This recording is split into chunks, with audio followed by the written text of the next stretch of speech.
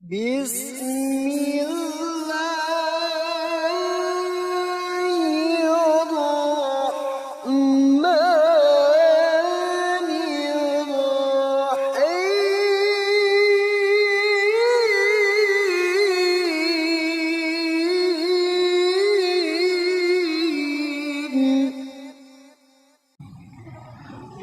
melemah masalahnya, mereka sangat lemah sekali.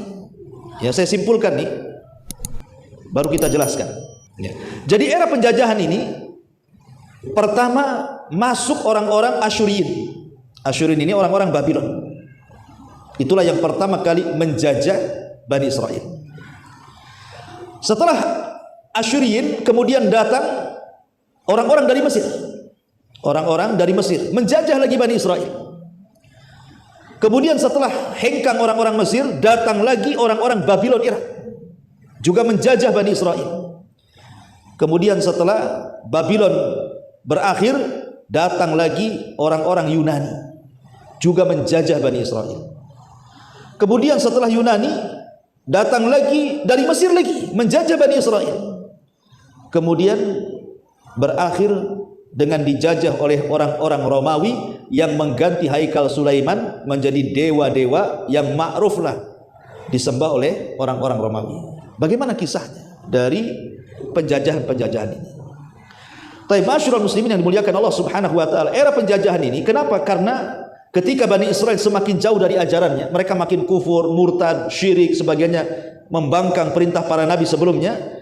Itulah yang menjadi kelemahan Bani Israel. Belum lagi cerai-berai berpecah menjadi dua negara. Itu yang menjadikan kemudian mereka makin lemah. Masyarul muslimin yang dimuliakan Allah Subhanahu wa taala. Pertama, era penjajahan ini datang orang-orang Asyur. Orang-orang Asyur dari Irak menguasai kerajaan Israel yang di utara. Yang 10 kabilah yang berkumpul dijajah oleh orang-orang Asyur ini. Ada yang mengatakan datang Raja Sarjun yang kedua pada tahun 722 Masehi, sebelum Masehi, dari Irak, kemudian menyerang Palestina dan akhirnya mampu menguasai kerajaan utara Palestina. Lah kerajaan utara Palestina ini atau yang ibu kotanya Samaria ini hancur, lebur, betul-betul hancur. Bahkan yang 10 kabilah ini hilang begitu saja. Memang betul-betul dimusnahkan rasnya. Sehingga yang tersisa dari keturunan kabilah ini bergabung dengan yang di selatan. Makanya kenapa sekarang tidak ada istilah Bani Israel, yang ada istilah Yahudi, ya kan? Kenapa? Karena sebagian ras Bani Israel itu mereka dimusnahkan. Yang 10 kabilah itu dimusnahkan. Tinggal sedikit, yang sedikit inilah gabung dengan kerajaan Yahudi. Makanya sampai hari ini mereka disebut Yahudi. Karena suku-sukunya sudah hilang, musnah masalahnya ya. Nah, padahal kita tahu bahwa Bani Israel itu kan dari 12 kabilah, tapi sekarang yang disebut Yahudi. Kita katakan Yahudi kan itu, nggak ada lagi Lawi atau apa, Yahudi.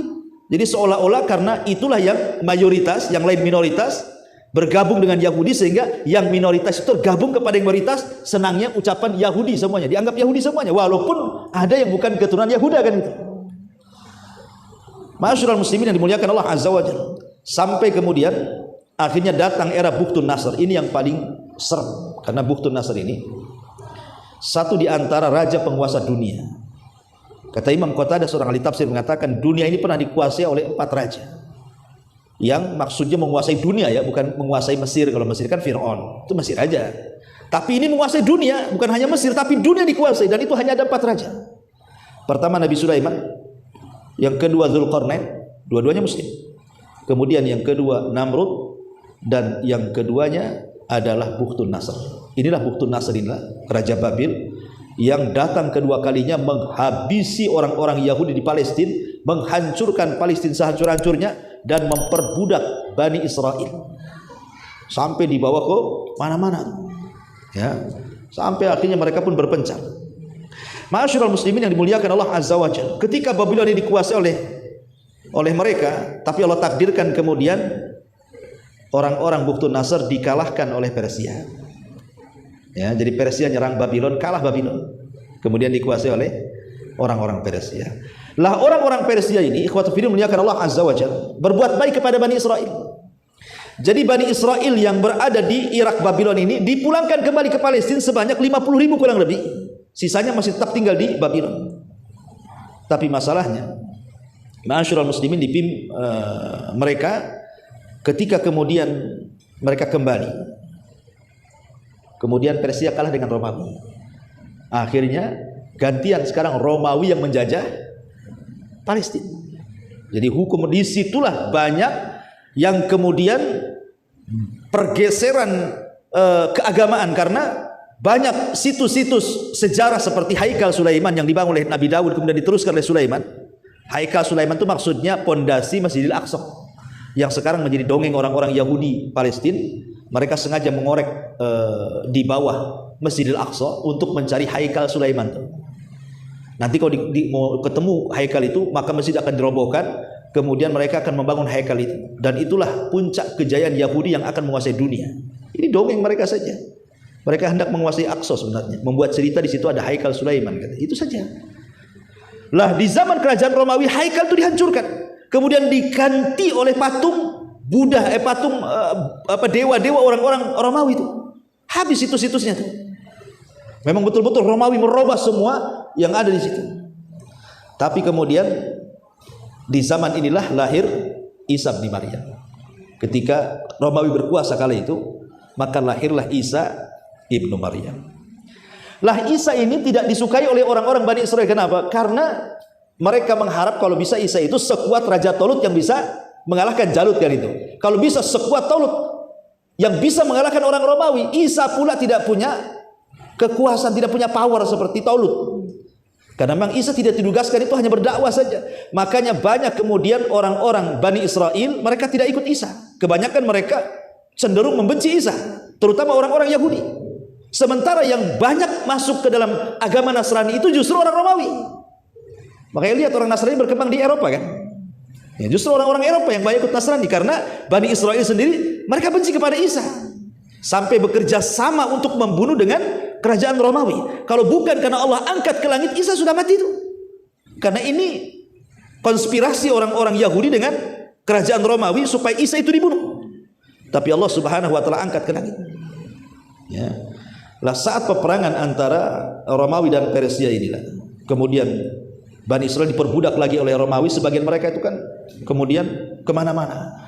Lah ada yang kemudian mereka hijrah atau mencari suaka sampailah ke kota Madinah.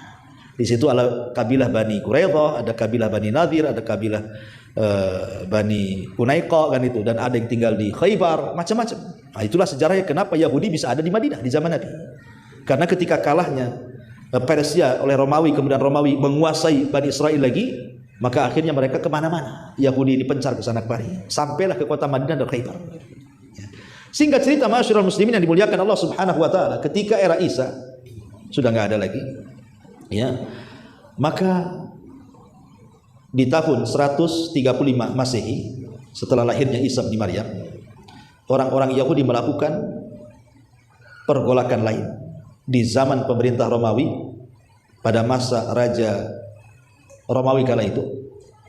Jadi mereka berusaha untuk, ya bahasa kita, menggulingkan, tapi gagal. Berkali-kali mereka hendak memberontak kepada kerajaan Romawi, gagal terus. Sampai akhirnya mereka pun diusir dari Yerusalem.